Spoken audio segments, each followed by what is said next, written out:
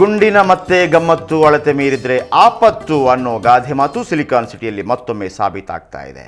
ಬೆಂಗಳೂರಲ್ಲಿ ರಾತ್ರಿ ಆಗಿದ್ದು ಕೂಡ ಅದೇನೆ. ಕುಡಿದು ಸ್ಕಾರ್ಪಿಯೋದಲ್ಲಿ ಬರ್ತಿದ್ದವರು ಇನ್ನೊಂದು ಕಾರಿಗೆ ಡಿಕ್ಕಿ ಹೊಡೆದಿದ್ದಾರೆ. ಅದು ಕಮಿಷನರ್ ಕಚೇರಿ ಮುಂದೇನೆ. ಅದರ ಕಂಪ್ಲೀಟ್ ರಿಪೋರ್ಟ್ ಇಲ್ಲಿದೆ.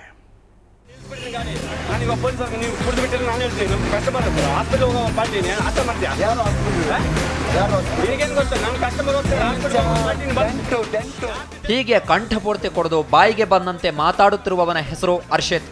ಈತ ಸ್ನೇಹಿತರ ಜೊತೆ ಪಾರ್ಟಿ ಮುಗಿಸಿಕೊಂಡು ಕಂಠಪೂರ್ತಿ ಕೊಡದು ಸ್ಕಾರ್ಪಿಯೋ ಕಾರ್ನಲ್ಲಿ ಇನ್ಫೆಂಟ್ರಿ ರಸ್ತೆಯಲ್ಲಿ ಬರ್ತಿದ್ದ. ಕೊಡಿದು ಮತ್ತಲ್ಲಿದ್ದವನಿಗೆ ರಸ್ತೆಯಲ್ಲಿ ಸರಿಯಾಗಿ ಕಾಣಬೇಕು. ಸಿಗ್ನಲ್ನಲ್ಲಿ ನಿಂತಿದ್ದ ಇನೋವಾ ಕಾರಿಗೆ ಡಿಕ್ಕಿ ಹೊಡೆದ ಬಿಟ್ಟ. ಸ್ಕಾರ್ಪಿಯೋ ಒಳಗೆ ಇನ್ನೊಬ್ಬ ಇದ್ದ, ಜೊತೆಗೆ ಒಂದು ಹುಡುಗಿ ಕೂಡ ಇದ್ಲು. ಆಕೆ ಏನು ನೆಟ್ಟಗಿರ್ಲಿಲ್ಲ, ಆಕೆ ಕೂಡ ಸಖತ್ತಾಗಿ ಕುಡಿದಿದ್ಲು.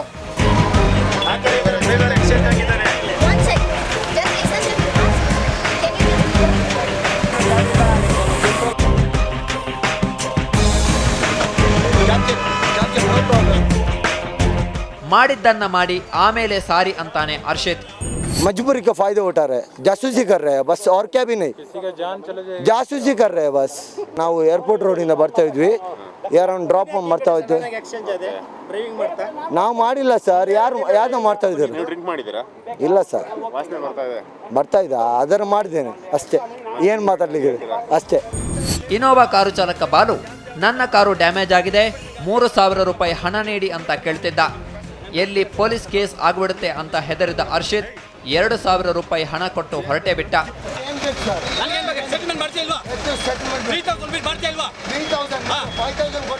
ಫುಲ್ ಸ್ಪೀಡಾಗಿ ಬಂದು ಬ್ರೇಕ್ ಹೊಡೆದು ನನಗೆ ಬ್ಯಾಕ್ ಸೈಡ್ ಹೊಡೆದವನೆ, ಬ್ಯಾಕ್ ಡಿಕ್ಕಿಗೆ 2 ಗಾಡಿ ಎಸ್ಕೇಪ್ ಆಯಿತು. ನಾನು ಗಾಡಿಗೆ ಬಂದು ಹೊಡೆದವನೆ. ನಿಂತಿರೋ ಗಾಡಿ ಅದು, ನಾನು ಸಿಗ್ನಲ್ಲಿ ನಿಂತಿದ್ದೀನಿ, ಆ ನಿಂತಿರೋ ಗಾಡಿಗೆ ಬಂದು ಹೊಡೆದವನೆ.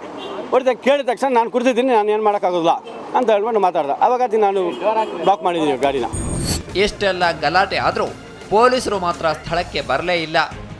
ಒಟ್ಟಾರೆ ಸಿಲಿಕಾನ್ ಸಿಟಿಯಲ್ಲಿ ಹೀಗೆ ಕೂಡ್ಕೊಂಡು ಕಿರಿಕ್ ಮಾಡ್ಕೊಳ್ತಾನೆ ಇರ್ತಾರೆ. ಪೊಲೀಸ್ ಕೈಗೆ ಸಿಕ್ಕಿ ಹಾಕಿಕೊಂಡ್ರೂ ಅನೇಕರಿಗೆ ಬುದ್ಧಿ ಬರಲ್ಲ. ಅಶ್ವಥ್ SN, ಕ್ರೈಮ್ ಬ್ಯೂರೋ, ಸ್ವರ್ಣ ನ್ಯೂಸ್ 24/7.